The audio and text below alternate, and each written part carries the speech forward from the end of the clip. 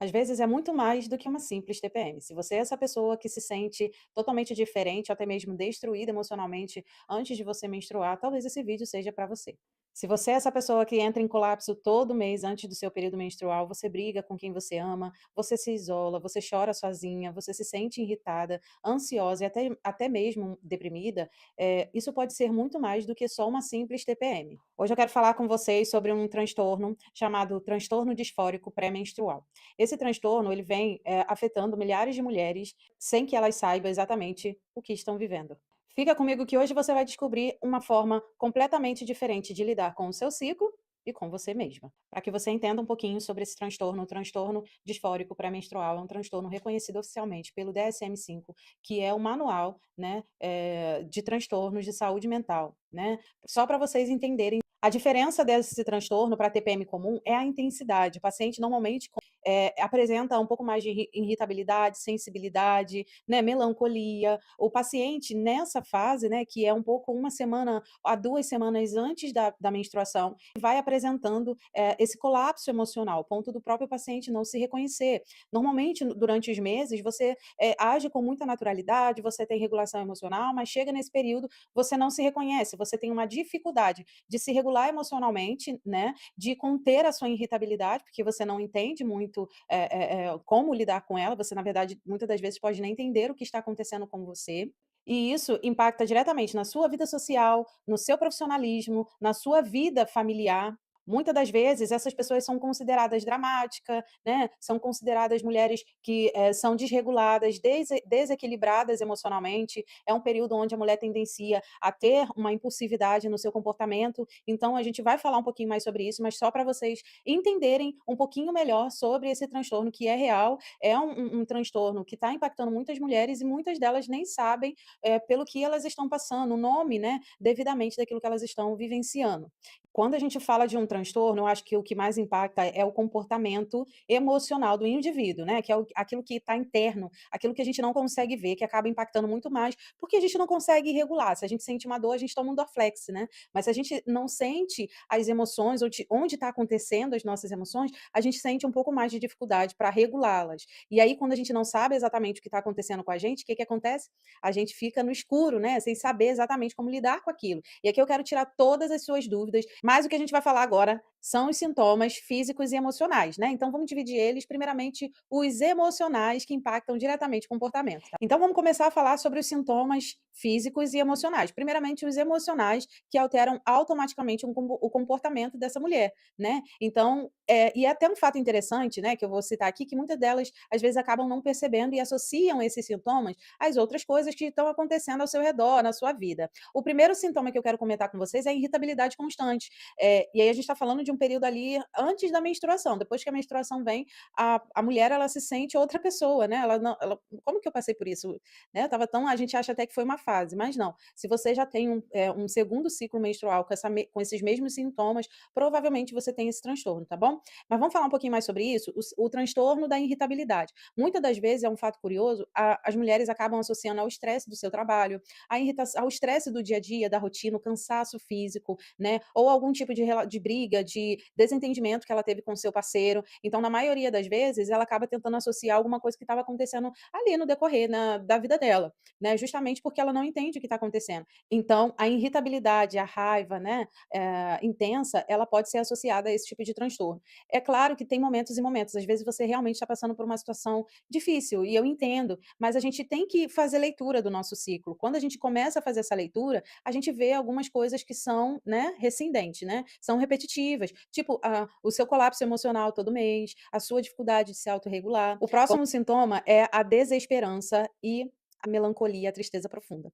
E aí a paciente acaba achando que está entrando numa depressão profunda, acha que tudo está acabado, não se sente mais motivada para nada, acaba se auto-sabotando em muita coisa, principalmente em projetos, porque ela inicia projetos e aí a desesperança dela, a falta de confiança, a falta de alegria, né, de entusiasmo, faz com que ela desista. Se for uma venda, se for algo, né, promissor para ela, que exige dela a perseverança e a constância, vai fazer com que ela se auto-sabote. Isso é muito interessante, né, porque às vezes a autossabotagem não está relacionada até com trauma, né, e eu como terapeuta tem algumas questões que podem estar associadas, mas nesse caso, se, todo mês ela tem esse transtorno, né, antes do período menstrual, ela pode estar se sabotando especificamente nesse período. E aí o que exige dela um pouco mais de persistência, de constância, né, ela acaba se autossabotando. Se ela trabalha com vendas, por exemplo, é um período que ela não vai conseguir, se motivar, se sentir entusiasmada, né.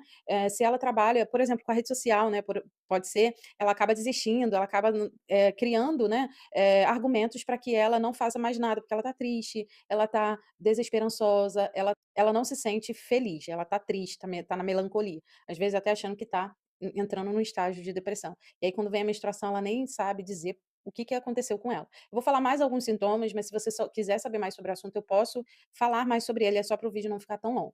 Vamos falar mais sobre outros sintomas? Outros sintomas, como por exemplo, a crise de choro, né, que está muito relacionada à melancolia, à tristeza profunda, e chora à toa. Falou: "Meu seu gato é bonito, você já está chorando, você não entende por quê", né. Outros sintomas é a ansiedade excessiva, né, ao ponto de você se sentir no seu limite, né, você fala: "Olha, eu não vou conseguir". Algumas mulheres podem ter a crise mesmo de ansiedade, onde você sente um aperto no seu peito, e aí essa crise ela pode sim estar relacionada com algumas questões emocionais, tá.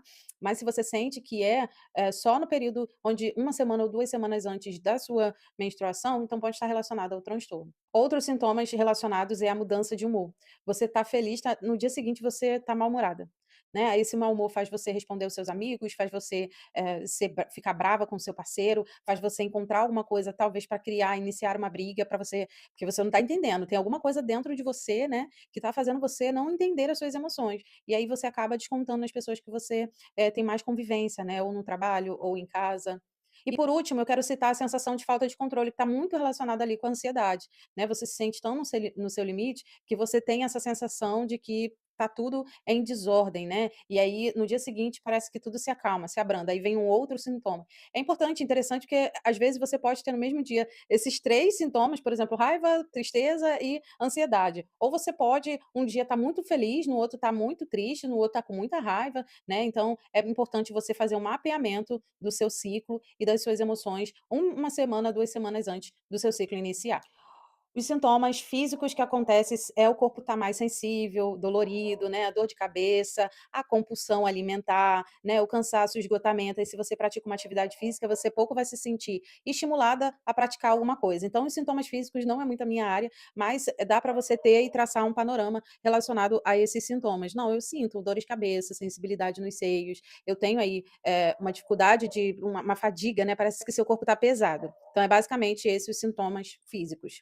Para a gente entender, esses sintomas eles surgem uma semana, 2 semanas antes do período menstrual. Em alguns casos a gente tem esse colapso emocional, mas não com tanta intensidade ao ponto de gerar algumas crises, né, em algumas mulheres, como por exemplo a crise de ansiedade. Tem mulher que pode sim ter uma crise de ansiedade ou um colapso emocional nesse período, que é o período do transtorno disfórico pré-menstrual. Então, normalmente esses sintomas eles somem depois que a mulher menstrua.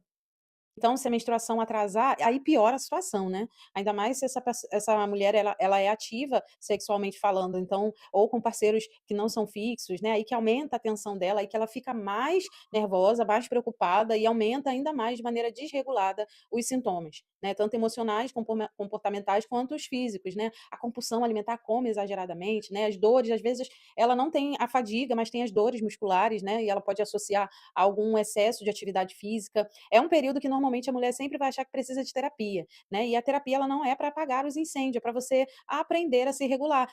Se regular como? Você pode conter as suas emoções? Não, mas você pode internamente aprender a manejá-las, a aprender a lidar com você mesmo. E sabendo fazer esse mapeamento, você consegue, né, ter o discernimento de: "Eu estou no meu ciclo, eu vou conseguir passar por isso, só preciso esperar o próximo dia". Nesse dia você evitar algumas coisas, né, e tentar eu vou dar algumas dicas aqui de como você pode se regular, mas o importante é sempre você ter ajuda, porque o que a gente aprende na terapia, automaticamente a gente consegue praticar no nosso dia a dia. Então é importante sim você estar acompanhada com o seu terapeuta. Esse, tipo de transtorno, eu vou falar um pouquinho sobre isso, não exige nenhum tipo de medicamento, mas você pode fazer o diagnóstico através do seu psiquiatra, do seu ginecologista, né, ele pode te dar, esse diagnóstico, ele pode dizer para você se você tem ou não, mas o autoconhecimento ele é primordial primordial para você se autoavaliar. Tá percebendo: "Não, todo mês eu tô tendo um colapso emocional. O que que tá acontecendo comigo? Será que eu tô ficando louca, né? Será que eu tô endoidando? Eu vou endoidar, é?".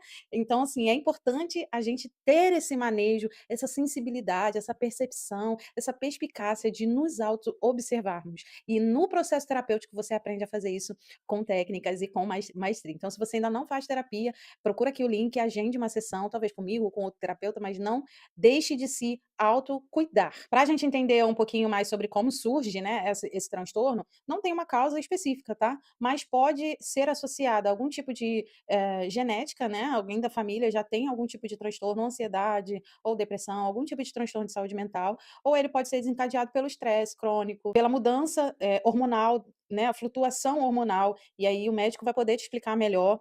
Ou até mesmo pela sua sensibilidade a flutuações hormonais, e aí é uma questão mais genética, mais do seu corpo, mais químico. Então, assim, não é um diagnóstico preciso, né, mas você pode se auto-observar de acordo com o seu emocional, de acordo com a maneira como você se comporta, né, como você reage dentro desse período, porque logo depois que a mulher menstrua, ela parece outra pessoa.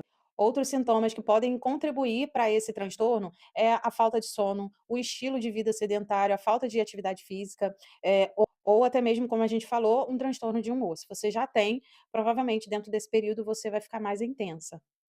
O importante, e aí eu já deixo aqui registrado, é que você faça um diagnóstico, com o seu psiquiatra ou com o seu ginecologista. E aí eu já deixo, né, sinalizado que o importante é que você faça esse diagnóstico com o seu ginecologista ou com o seu psiquiatra. Por quê? Se você já tendencia para ter um transtorno, disfórico pré-menstrual, ele também pode desencadear a ansiedade, transtorno de personalidade, ou você já pode tendenciar a ter outros transtornos. Então é importante você fazer o acompanhamento para que você tenha o devido diagnóstico e você consiga, né, lidar melhor com isso, porque às vezes o seu corpo já está te dando sinais de outras questões, né, de saúde mental e você está negligenciando. Então, procure um psiquiatra e também faça o acompanhamento terapêutico para que você possa receber a ajuda adequada para você lidar com essa situação.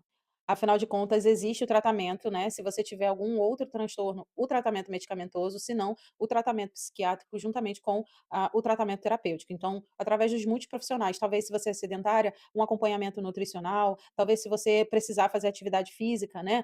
Um acompanhamento aí com um personal trainer, seja lá como for, não negligencie, porque a longo prazo isso pode trazer mais prejuízos. Então, algumas coisas que podem te ajudar, Sabrina, ó, só nesse período que eu fico mais assim. Você pode mudar os seus hábitos, né? Mudar a sua alimentação, o seu estilo de vida, praticar atividade física, melhora, né? Não digo que vai ser 100%, porque emoção é emoção. A gente não consegue dar um estalo e falar para a emoção para a gente parar de sentir. A gente não consegue desligar o interruptorzinho das emoções dentro da gente. A gente vai sentir mesmo. Mas esse tipo de atividade física, cuidar da alimentação, beber bastante água, cuidar do seu corpo, né? Não negligenciar ele, podem te trazer sim alguns benefícios. Então eu reforço que é necessário o acompanhamento com os médicos, né, com o seu ginecologista ou psiquiatra, porque eles podem, te trazer de volta o equilíbrio emocional e resgatar a sua autoestima, né. Eu sei o quanto é difícil a gente não entender o que está acontecendo com a gente, então até mesmo no seu processo terapêutico, você pode iniciar esse assunto com o seu terapeuta, para vocês encontrarem estratégia de manejar essa situação. Então, por fim, se você se identificou com esse assunto, não ignore. Afinal de contas, você não está exagerando.